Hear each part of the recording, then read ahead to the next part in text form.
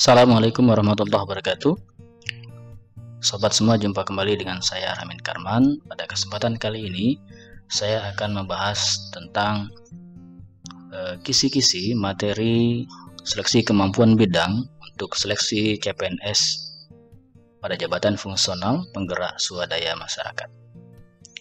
Baik, kita mulai saja. Sobat semua, perlu diketahui bahwa untuk jabatan fungsional penggerak swadaya masyarakat itu memiliki 3 regulasi penting terkait dengan jabatan fungsionalnya. Yang pertama adalah Peraturan Menteri Pendayagunaan Aparatur Negara dan Reformasi Birokrasi Republik Indonesia nomor 28 tahun 2018. Ini tentang jabatan fungsional penggerak swadaya masyarakat. Dari sini saja, dari judul ini sudah bisa kita ketahui, bisa saja ini muncul menjadi satu soal. Misalnya, soalnya bertanya tentang Peraturan Menteri Pendayagunaan Aparatur Negara dan Reformasi Birokrasi nomor 28 tahun 2018 membahas tentang, nah ini mungkin bisa menjadi satu soal atau dikebalikan dari pertanyaan tadi. Misalnya, peraturan yang terkait peraturan yang menjelaskan tentang jabatan fungsional penggerak swadaya masyarakat disebutkan dalam, misalnya seperti itu pertanyaan soalnya. Ini regulasi yang pertama. Kemudian regulasi yang kedua yaitu Peraturan Badan Kepegawaian Negara tentang petunjuk pelaksanaan pembinaan jabatan fungsional penggerak swadaya masyarakat. Ini nomor 39 tahun 2019. Dan terakhir adalah Peraturan Presiden Republik Indonesia nomor 30 tahun 2021 tentang tunjangan jabatan fungsional penggerak swadaya masyarakat. Sekarang kita akan bahas terkait dengan Peraturan Menteri Pan-RB ini nomor 28 tahun 2018 tentang jabatan fungsional penggerak swadaya masyarakat. Baik, kita langsung saja ke materinya.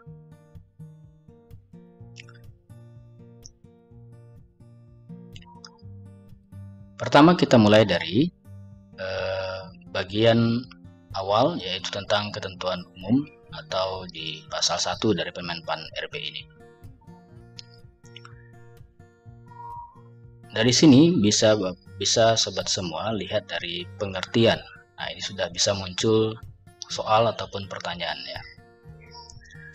Kita lihat ini ada satu penjelasan tentang jabatan fungsional penggerak swadaya masyarakat. Apa saja? Apa yang dimaksud dengan jabatan fungsional penggerak swadaya masyarakat? Itu adalah jabatan yang mempunyai ruang lingkup, kemudian tugas, tanggung jawab, wewenang, dan hak. Untuk apa? Untuk melaksanakan pemberdayaan masyarakat desa melalui penggerakan keswadayaan masyarakat ya, untuk mencapai kemandirian yang berkelanjutan. Bila kita melihat dari jabatan fungsional di ASN itu apa? Ini bisa kita lihat pengertian dari jabatan fungsional itu adalah sekelompok jabatan yang berisi fungsi dan tugas berkaitan dengan pelayanan fungsional berdasarkan keahlian dan keterampilan tertentu. Baik, kita lanjut ke berikutnya. Nah, pejabat fungsional penggerak swadaya masyarakat atau disebut PSM tadi sudah dijelaskan maknanya ya.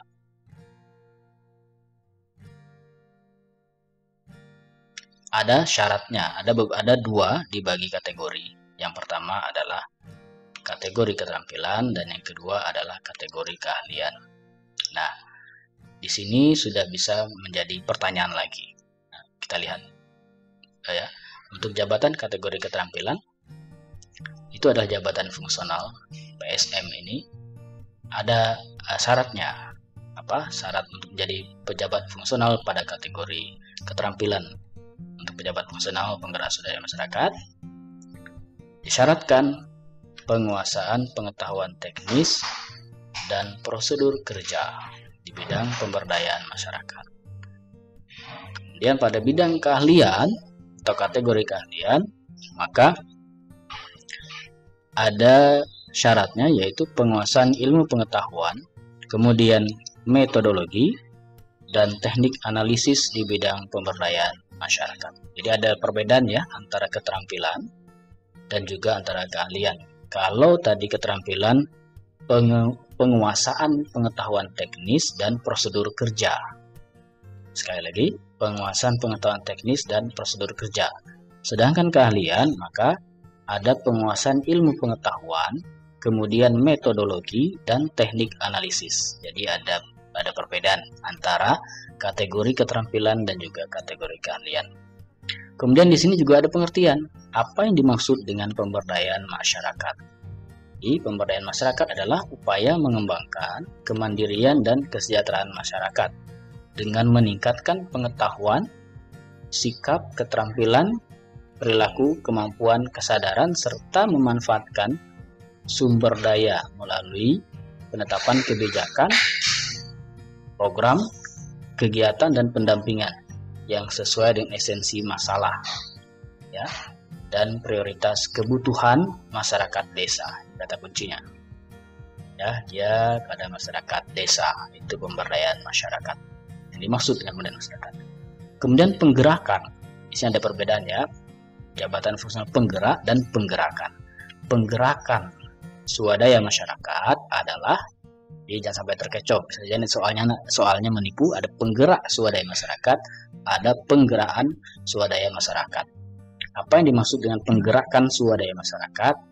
Ini adalah kegiatan menyuluh, kemudian melatih dan mendampingi masyarakat untuk pengembangan komitmen perubahan, pengembangan kapasitas masyarakat, dan pemantapan kemandirian masyarakat demi terwujudnya masyarakat yang mandiri, produktif, sejahtera, dan berdaya saing. Kemudian swadaya masyarakat. Apa itu swadaya masyarakat? Adalah kemampuan kelompok masyarakat. Jadi, sekali lagi, kemampuan kelompok masyarakat dengan kesadaran, prakarsa, dan inisiatif sendiri untuk mengadakan berbagai usaha ke arah pemenuhan kebutuhan jangka pendek dan jangka panjang yang dirasakan dalam kelompok masyarakat. Jadi ini harus sadar, penuh prakarsa, dan inisiatif sendiri ya. Jadi untuk mengadakan berbagai usaha jangka panjang untuk memenuhi kebutuhan jangka panjang, jangka pendek yang dirasakan untuk masyarakat tersebut. Itu yang dimaksud dengan swadaya masyarakat. Kemudian desa. Nah, ini juga bisa menjadi apa itu desa? Desa dan desa adat ya, atau juga disebut dengan nama lain selanjutnya disebut desa, adalah kesatuan masyarakat hukum. Kesatuan masyarakat hukum yang memiliki batas wilayah, berwenang untuk mengatur dan mengurus ya, urusan pemerintahan, kepentingan masyarakat berdasarkan prakarsa masyarakat, hak asal usul atau hak tradisional yang diakui dan dihormati dalam sistem pemerintahan negara Republik Indonesia. Nah, kemudian kawasan perdesaan adalah kawasan yang mempunyai kegiatan utama pertanian, termasuk pengelolaan SDA, sumber daya alam, dengan susunan fungsi kawasan sebagai tempat permukiman perdesaan, kemudian pelayanan jasa pemerintahan, pelayanan sosial, dan kegiatan ekonomi. Dan pengertian berikutnya, pembangunan desa adalah upaya peningkatan kualitas hidup, ya, kata kuncinya, peningkatan kualitas hidup dan kehidupan untuk sebesar-besarnya kesejahteraan masyarakat desa. Ini yang disebut dengan pembangunan desa. Nah, pembangunan kawasan perdesaan, perpaduan pembangunan antar desa. Jadi kawasan perdesaan itu perpaduan pembangunan antar desa yang dilaksanakan dalam upaya mempercepat dan meningkatkan. Apa yang dipercepat dan tingkatkan? Kualitas pelayanan, pembangunan, dan pemberdayaan masyarakat desa di kawasan perdesaan melalui pendekatan pembangunan partisipatif. Kemudian pengembangan masyarakat adalah proses melembagakan budaya, mengembangkan sistem dan nilai, serta mendampingi pelaksanaan pemberdayaan masyarakat, ya, mendampingi pelaksanaan pemberdayaan masyarakat desa. Nah, itu mungkin kira-kira pengertian yang terkait dengan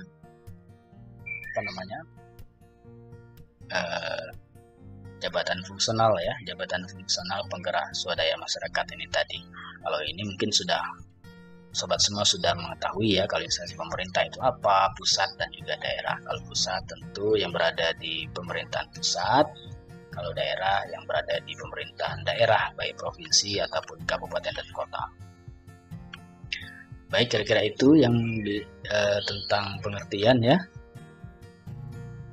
Sekarang kita masuk ke dalam bab berikutnya. Kita lihat. Tadi sudah sempat saya bahas bahwa jabatan fungsional penggerak swadaya masyarakat ini terdiri atas jabatan fungsional kategori keterampilan, kemudian juga kategori keahlian. Nah, untuk kategori keterampilan itu ada 4 jenjang jabatan, yaitu, ya, ini bisa dilihat ada 4 jenjang jabatan. Yang pertama adalah pemula atau disebut pelaksana pemula, kemudian terampil atau disebut pelaksana, kemudian mahir, pelaksana lanjutan, dan penyelia. Nah, saya akan bahas pangkat golongannya. Untuk pemula, maka ini akan mendapatkan pangkat 2A.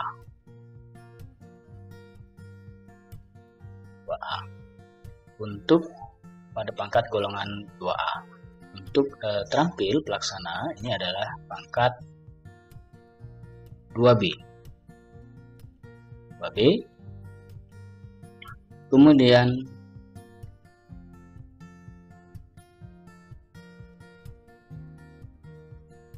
ini 2B sampai dengan 2D, ya. Ini 2B sampai dengan 2D. Kemudian untuk mahir atau pelaksana lanjutan ini dari 3A sampai dengan 3B. Sedangkan penyelia ini pangkat golongan 3C sampai dengan 3D. Bagi adik-adik CPNS itu, jadi di ASN atau di PNS itu ada pangkat golongan, ya. Jadi untuk pemula itu 2A. Nah, ini biasanya diambil untuk yang lulusan dari SMA, ya, SMA atau sederajat. Ini dari SMA atau sederajat. Nah, kalau yang terampil pelaksanaan ini diambil dari minimal D3 dan seterusnya. Kemudian pada jabatan fungsional kategori keahlian ini juga untuk PSM itu terbagi menjadi 4, ya. Ini dari jenjang ahli pertama sampai dengan ahli utama. Untuk CPNS biasanya diangkat dari pada jenjang ahli pertama ini. Di calon PNS untuk jabatan fungsional PSM ahli pertama ini mensyaratkan minimal S1 atau D4. S1 atau D4.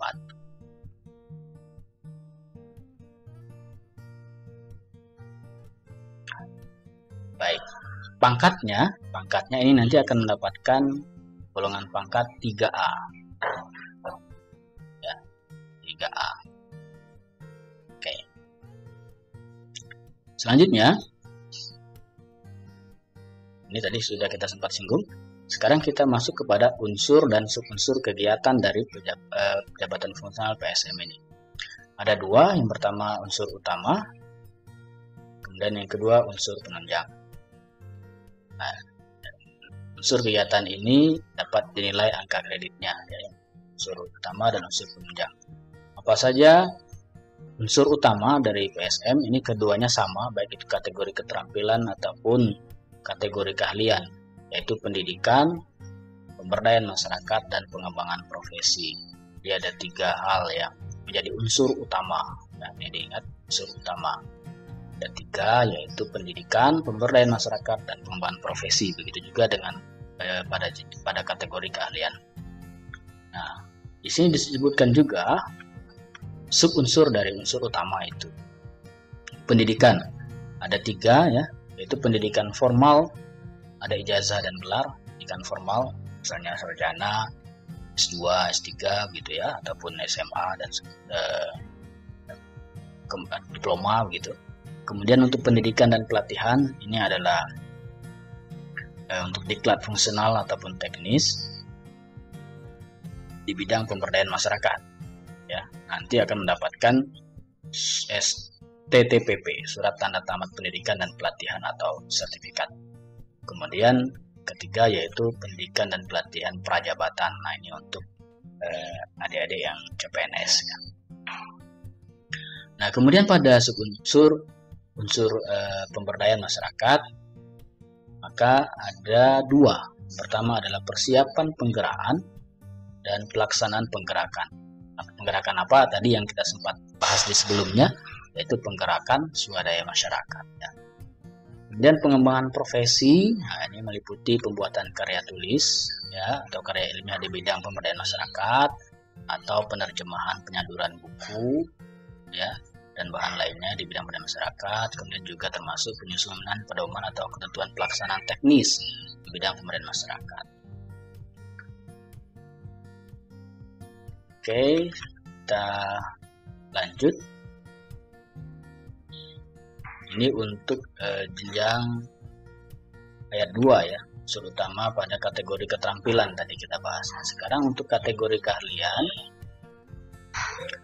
Kategori keahlian untuk pendidikan itu sama. Kemudian untuk pemberdayaan masyarakat ada 3, pengembangan komitmen masyarakat untuk berubah ya, kemudian pengembangan kapasitas masyarakat, pemantapan kemandirian masyarakat.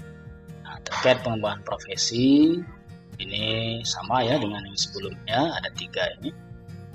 Kemudian kita lihat pada unsur penunjang. Nah, unsur penunjang meliputi cukup banyak ya, ada pengajar, pelatih pada pendidikan dan pelatihan fungsional teknis di bidang pemberdayaan masyarakat, kemudian peran serta dalam seminar, lomba karya, konferensi di bidang pemberdayaan masyarakat, keanggotaan dalam organisasi, keanggotaan dalam tim penilai, dalam tim penyusun peraturan, ketentuan serta aturan hukum lainnya terkait masyarakat, perolehan penghargaan atau tanda jasa, perolehan ijazah atau gelar lainnya.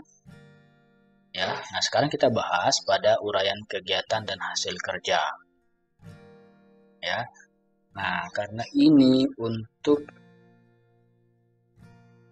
fungsional PSM, saya akan bahas salah satu saja, yaitu pada jenjang ahli pertama. Ya. Ahli pertama, ini kita buka ahli pertama.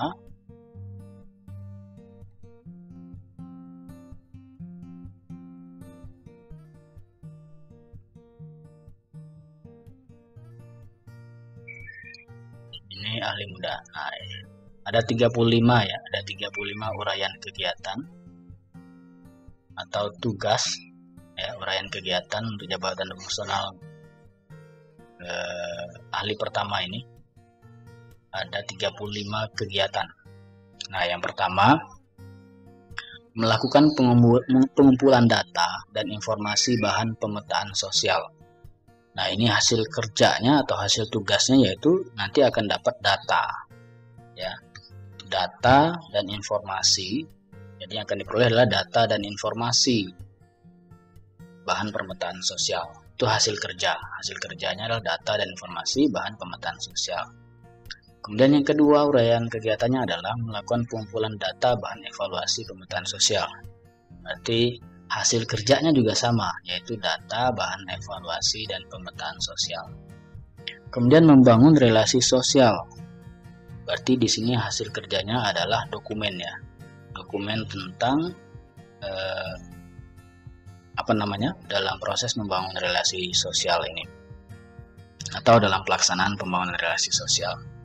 Nah, kemudian pengumpulan data bahan evaluasi pembangunan relasi sosial di lanjutan dari ini ya, atau yang bersinggungan dengan berkaitan dengan poin nomor 3. Jadi hasilnya nanti, hasil kerjanya adalah data. Kemudian melaksanakan pengembangan solidaritas sosial yang ke-5 ya.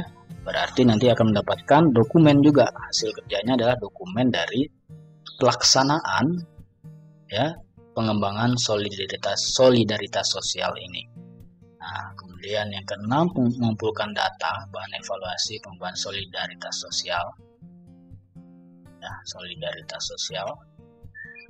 Maka hasilnya juga adalah data. Kemudian melaksanakan pengembangan kesadaran kritis masyarakat untuk perubahan. Berarti ini hasilnya juga dokumen ya, dokumen pelaksanaan pengembangan kesadaran kritis masyarakat untuk perubahan. Kemudian nanti ada lagi selanjutnya adalah mengumpulkan data. Berarti ini adalah data. Hasil kerjanya adalah data. Kalau ini tadi dokumennya. Kemudian kita lanjut ke butir uraian kegiatan ke-9, yaitu melaksanakan perancangan perubahan kehidupan masyarakat secara partisipatif. Berarti ini juga dokumen. Hasil kerjanya adalah dokumen. Dokumen pelaksanaan perancangan perubahan kehidupan masyarakat secara partisipatif. Nah, kemudian berikutnya mengumpulkan data dari evaluasi dari kegiatan ini. Berarti hasil kerjanya adalah data. Ini sama, hasil kerjanya adalah dokumen. Ya, identifikasi perakiraan risiko perubahan, hasil kerjanya adalah dokumen.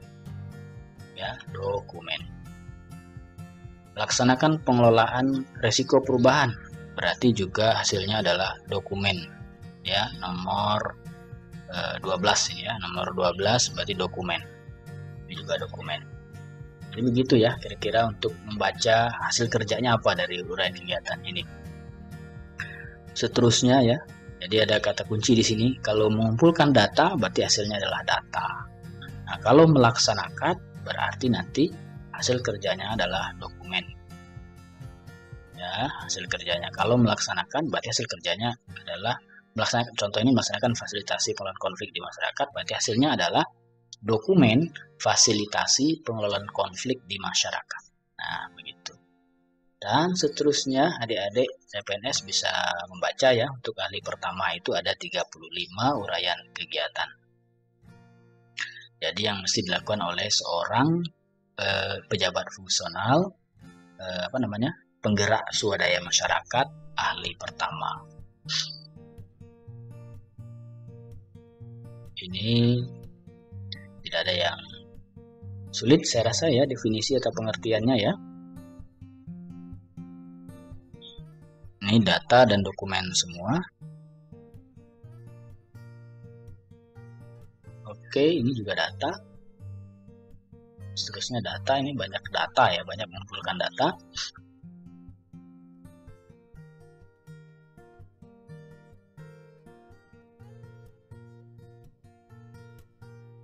Baik. Ya betul, ada 35. Ada 35 uraian kegiatan. Sekarang kita lanjut ke berikutnya. Jadi begitu ya tadi cara membaca hasil kerjanya ya. Siapa tahu nanti mungkin ditanya apa hasil kerja dari ini ya. Dari uraian kegiatan nomor misalnya ini. Apa hasil kerja dari mengumpulkan data bahan evaluasi proses fasilitasi pengembangan dan pemeliharaan jaringan? Nah, jawabannya adalah data. Ini jawabannya adalah data bahan evaluasi proses fasilitasi pengembangan dan pemeliharaan jaringan. Itu ya. Oke, saya lanjut. Selanjutnya kita bahas pasal berikutnya. Ini uraian kegiatan.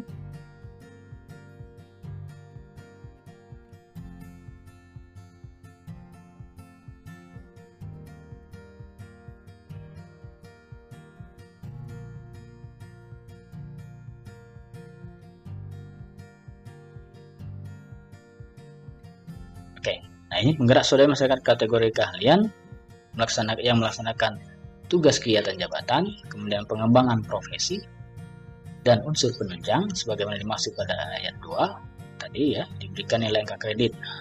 Ada lampiran ya, lampiran 2 dari peraturan menteri ini.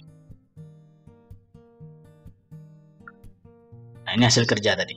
Hasil kerja yang disebutkan tadi ya.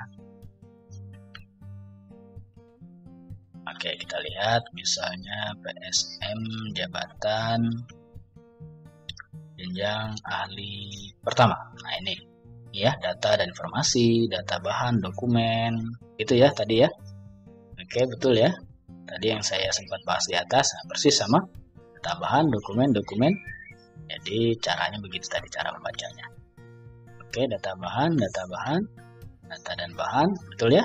Nah, sampai ke 35, persis sama. Oke, begitu cara membaca atau mempelajarinya dengan cepat. Oke, kita lanjut.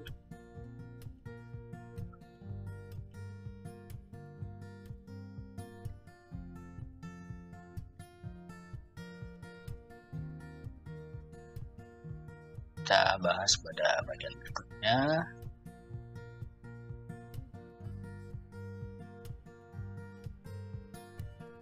Nah, ini ada ketentuan. Jadi, kalau di unit kerja ini tidak terdapat PSM yang sesuai dengan jenjang jabatannya untuk melaksanakan kegiatan tadi, maka PSM yang berada satu tingkat di atas atau satu tingkat di bawah jenjang, bisa melakukan kegiatan tersebut berdasarkan apa? Berdasarkan penugasan secara tertulis. Sekali lagi ya, penugasan secara tertulis. Dari siapa? Dari pimpinan unit kerja. Oke. Jadi kalau nggak ada PSM dalam jabatan itu untuk melakukan uraian kegiatan sebagaimana yang disebutkan sesuai dengan jabatannya tadi, boleh dilakukan oleh yang setingkat di atas atau setingkat di bawah. Misalnya, ternyata di satu unit kerja itu tidak ada ahli pertama. Nah, boleh dilakukan oleh tadi satu tingkat di atas, berarti ahli muda boleh melakukan kegiatan ahli pertama, atau yang di bawahnya adalah yang kategori keterampilan pada jenjang penyelia tadi, boleh melakukan kegiatan ahli pertama. Selanjutnya, ini masalah penilaian angka kredit ya. Jadi ini PSM, ini penjelasan tentang angka kredit, persentasenya ya. Nanti untuk lebih jelasnya ini bisa dibaca pada lampiran 1 dan lampiran 2. Jadi ada lampiran 1 dan lampiran 2. Kalau merasa kurang paham membaca pada bagian batang tubuh ini. Jadi kalau dilihat di sini,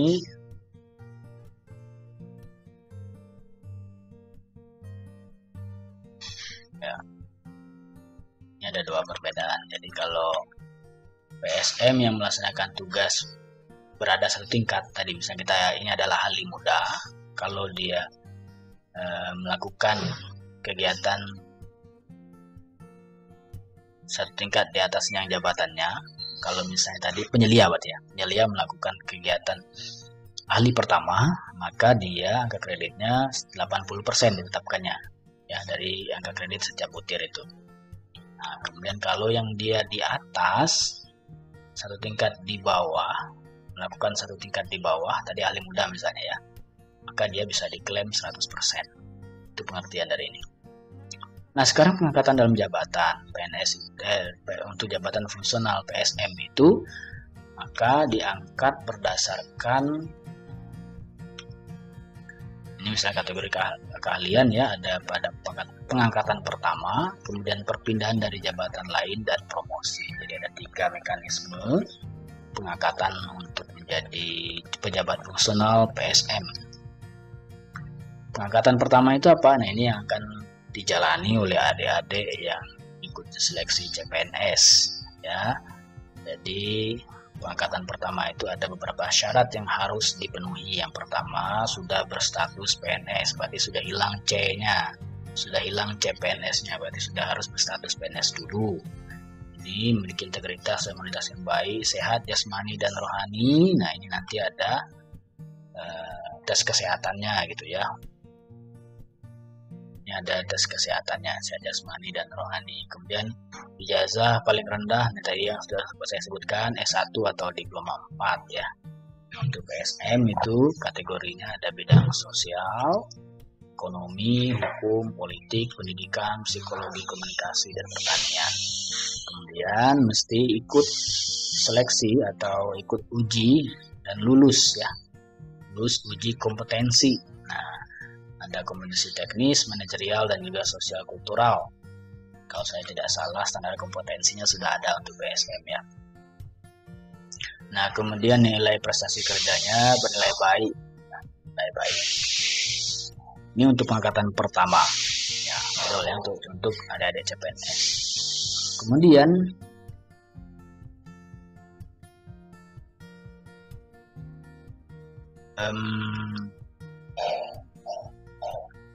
nah ini ada waktu ya. Jadi kalau CPNS itu setelah diangkat sebagai PNS, kemudian mengikuti dan lulus uji kompetensi, maka ada tenggat waktu paling lama 1 tahun mesti diangkat dalam jabatan fungsional penggerak swadaya masyarakat. Jadi setelah dia diangkat jadi PNS, kemudian ikut dan lulus uji kompetensi. Dia ada 2. Setelah jadi PNS dan uji kompetensi, maka ada tenggat waktu 1 tahun, maka harus diangkat jadi jabatan fungsional penggerak swadaya masyarakat. Nah, ini bisa jadi satu soal lagi ya. Kemudian kita lihat lagi isi berikutnya. Nah, kalau ini disebutkan paling lama 3 tahun. Jadi kalau sudah memenuhi syarat ini ya, pada ayat 3 ya, kita lihat pada ayat 3, kalau sudah memenuhi syarat 2 ini PNS, kemudian lulus uji kompetensi, maka ada tenggat waktu lagi paling lama 3 tahun setelah diangkat harus mengikuti dan lulus apa? Lulus diklat fungsional ya. Diklat fungsional.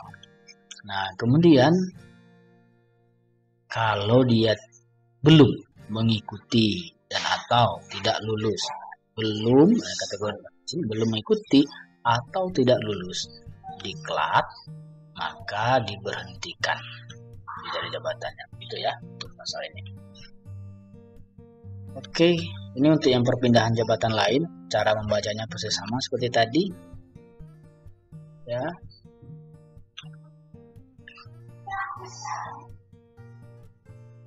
Oke, ini ada persyaratan usia. Saya lanjut lagi ke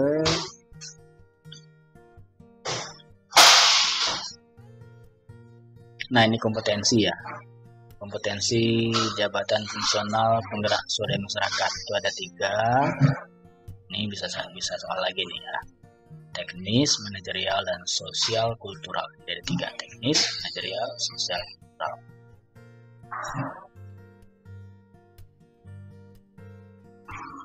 Kemudian masalah ini tentang pelantikan, tentang penyusunan atau penilaian kinerja ya, SKP itu harus menyusun SKP. Apa itu SKP ini dilaksanakan dalam 1 tahun berjalan ya. Nah, SKP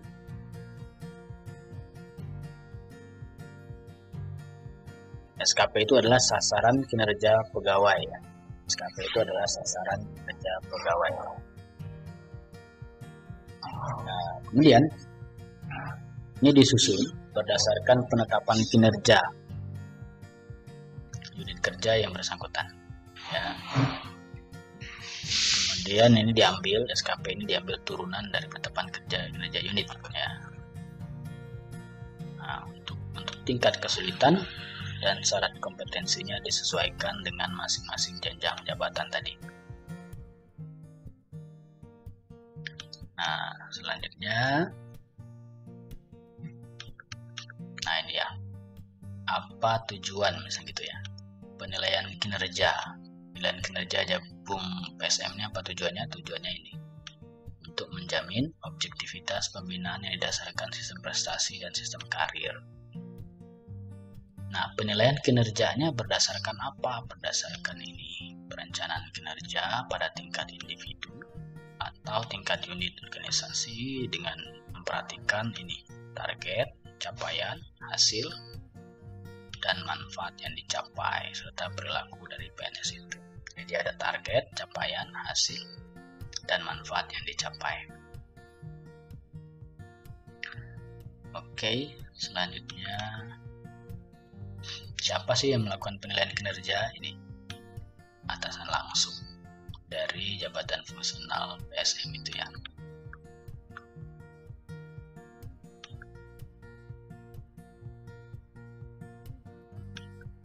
Selanjutnya kita lanjut. Nah, ini tentang membahas tentang angka kredit ya. Nah, ini bisa masuk juga nih materi uji di tes SKB CPNS nih.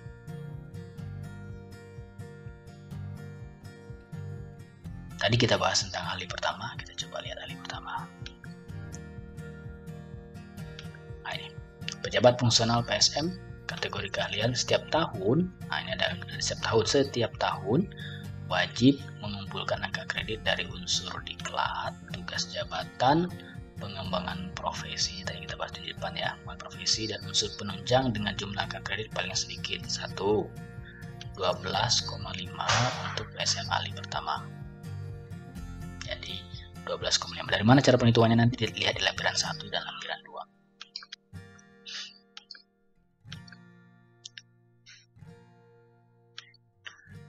Kemudian kita lanjut, ini bahas tentang kumulatif.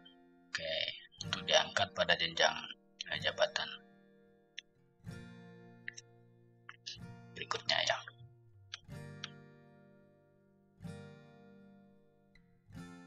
Oke, ini jumlah angka kredit kumulatif. Kumulatif berarti total semuanya ya yang dicapai PSM.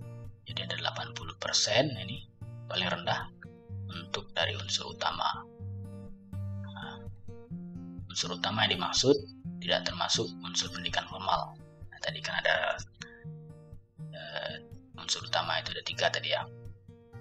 Kemudian unsur penunjang 20%. Terus kita lanjut lagi.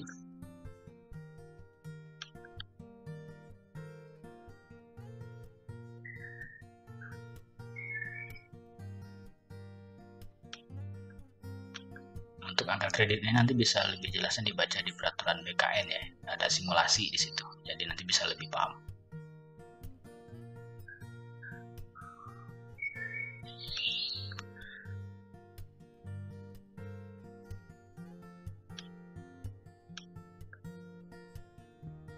Oke.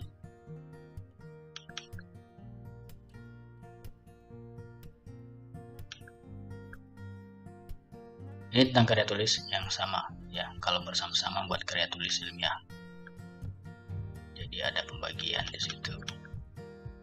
Kalau terdiri dari 2 orang, berarti angka kreditnya 60% bagi penulis utama, 40% bagi pembantu. Kalau 3 orang, 50% utama, 25% pembantu. Kalau 4 orang, 40% yang utama, 20% bagi yang membantu. Nah, pembantu itu, penulis pembantu itu paling banyak 3 orang. Nah, ini apa yang dimaksud dengan dupak? Nah, dupak itu adalah daftar usulan penilaian dan penetapan angka kredit. Nah, ini mungkin bisa jadi nanti jadi soal ya. Jadi untuk kelancaran dan penetapan angka kredit, PSM itu mesti mencatat, inventarisasi seluruh kegiatan yang dilakukan dan mengusulkan ini daftar usulan penilaian dan penetapan angka kredit. Dupak ini memuat kegiatan yang sesuai dengan SKP. Nah, dengan dilampiri data dukung. Oke, kita lanjut. Nah, sekarang pejabat yang mengusulkan angka kredit. Nah, sekarang yang PSM pejabat pimpinan tinggi media. Nah, ini yang dimaksud pimpinan tinggi media ini adalah eselon 1 ya. Eselon 1 yang membidangi pembinaan jabatan fungsional penggerak swadaya masyarakat kepada pejabat media yang mendapatkan angka kredit bagi penggerak swadaya masyarakat, ahli utama. Nah, itu yang ahli utama ini ya di lingkungan Kemendes. Nah, sekarang kita ambil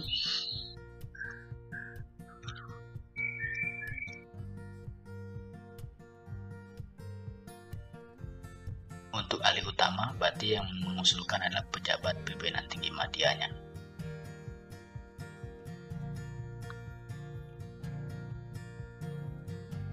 Kita ambil tadi yang untuk ahli pertama ya. Nah, ini ahli pertama.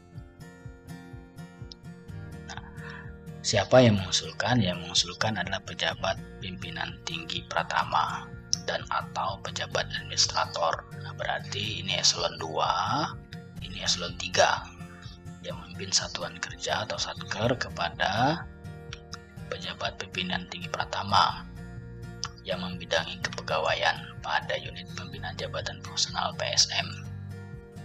Nah, yang untuk ahli pertama, ahli muda, ahli madya di lingkungan Kemendes, ini untuk di lingkungan Kementerian Desa dan Pembangunan Daerah Tertinggal Transmigrasi. Nah, sekarang bagaimana yang di pemerintahan daerah atau kementerian lembaga lain?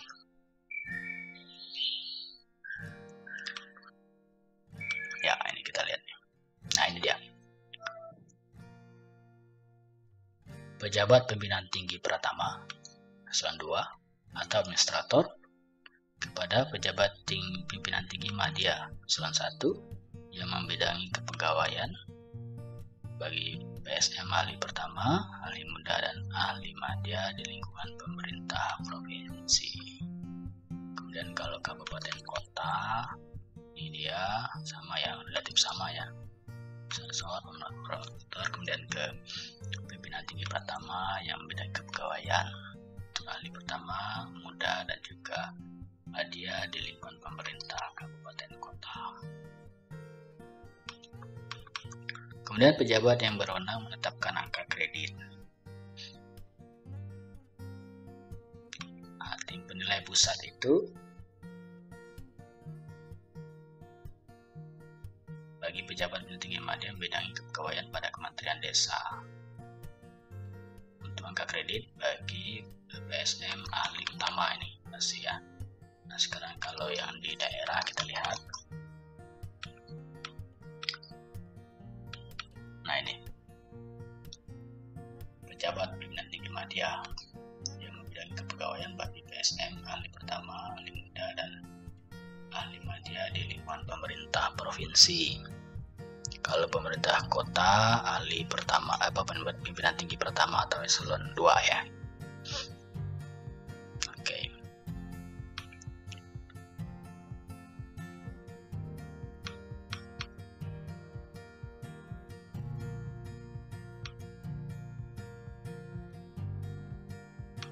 Nah, ini yang membantu ini tim penilai ya. Jadi ini sama ya. Pemerintah provinsi berarti tim penilai di provinsi, kabupaten kota, tim penilai di kabupaten kota. Nah, ini susunan anggota kabupaten tim penilai itu ada 1 orang ketua, kemudian 1 orang sekretaris merangkap anggota dan paling sedikit 3 orang anggota. Jadi kalau kita total berarti minimal 5 ini. 5 orang.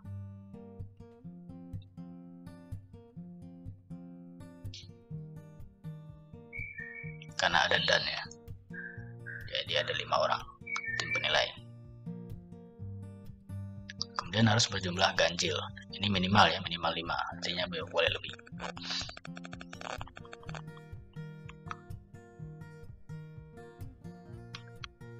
Nah, yang berhak menjadi ketua tim penilai, kita lihat dulu.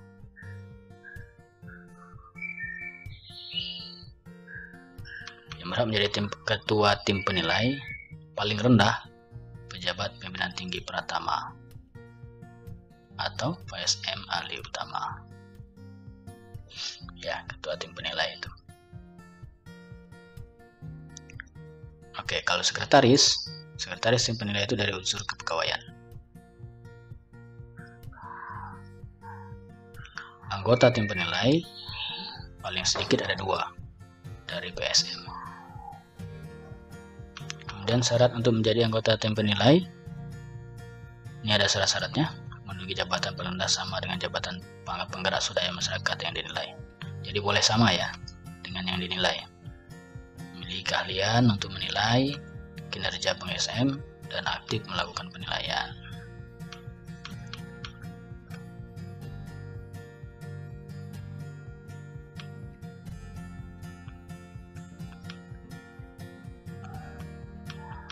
Kemudian pembentukan dan susunan anggota tim penilai ini ditetapkan oleh, ini berjenjang ya. Untuk penilai kabupaten kota itu ditetapkan oleh pejabat pimpinan tinggi pratama yang membidangi kepegawaian. Juga sama, ini bedanya kalau di provinsi adalah pejabat pimpinan tinggi madya. Terus kita lanjut lagi. Ini tata kerja.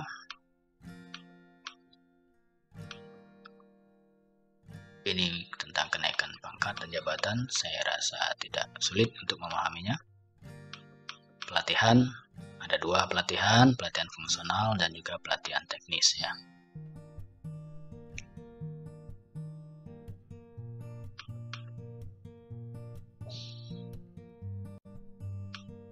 Kemudian kita lanjut lagi.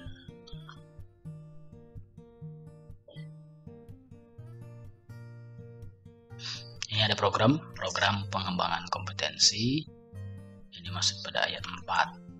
Jadi selain pelatihan itu ada mengembangkan kompetensi melalui program pengembangan kompetensi lainnya.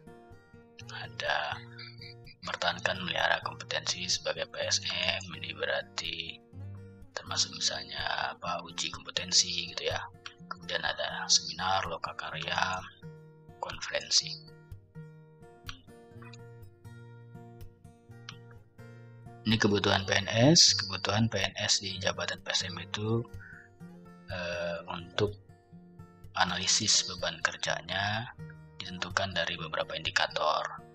Ada 3 ini indikatornya: jumlah wilayah kerja yang dilayani, kemudian tingkat perkembangan tingkat ketertinggalan desa, kompleksitas masalah. Jadi ada 3 hal ini.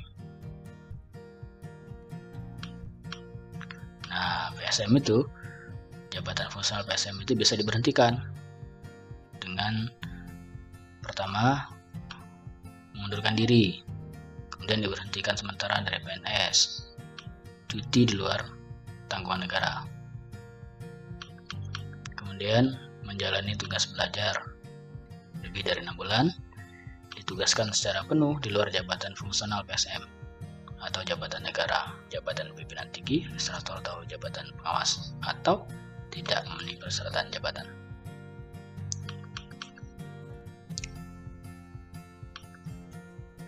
Yang diberhentikan ini bisa diangkat kembali sesuai dengan jabatan terakhir apabila tersedia. Nah, ini ada apabilanya ya. Apabila tersedia kebutuhan jabatan PSM itu.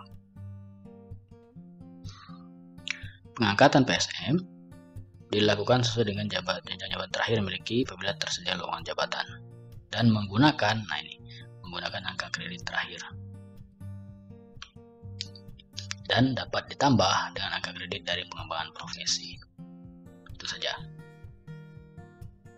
Nah, instansi pembina, siapa instansi pembina dari jabatan fungsional PSM? Itu adalah Kementerian Desa, Pembangunan Daerah Tertinggal dan Transmigrasi.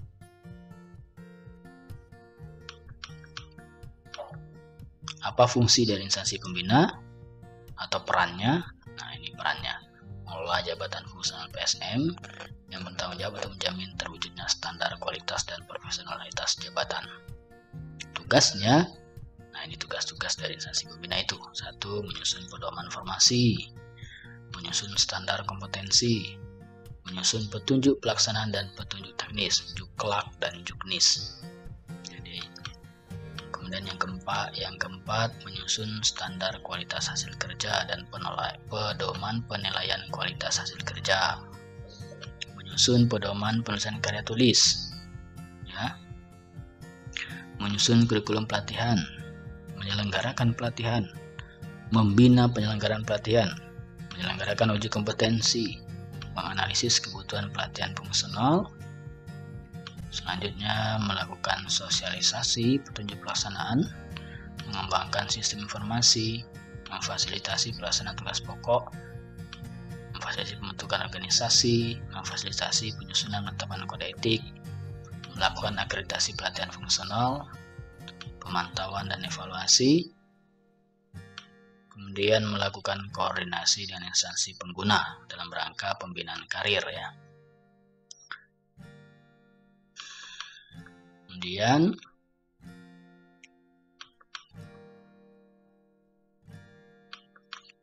ini organisasi profesi dari PSM ya.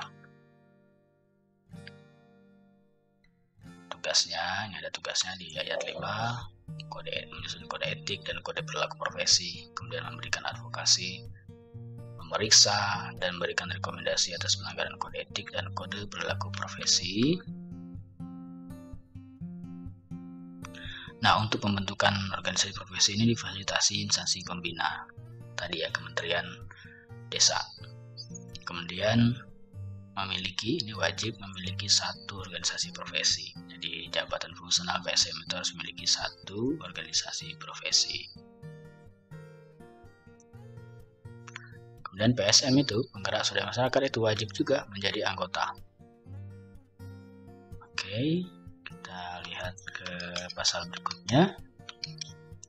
Nah, tuntas sudah kita di batang tubuhnya adalah ketentuan-ketentuan lain yang terkait dengan peraturan sebelum-sebelumnya ya, ini peralihan. Nah, tinggal nanti teman-teman melanjutkan untuk membaca atau memahami lebih lanjut pada lampiran 1 dan lampiran 2 ini yang tentang menjelaskan tentang rincian kegiatan. Ini lampiran 1 untuk kategori keterampilan. Kemudian untuk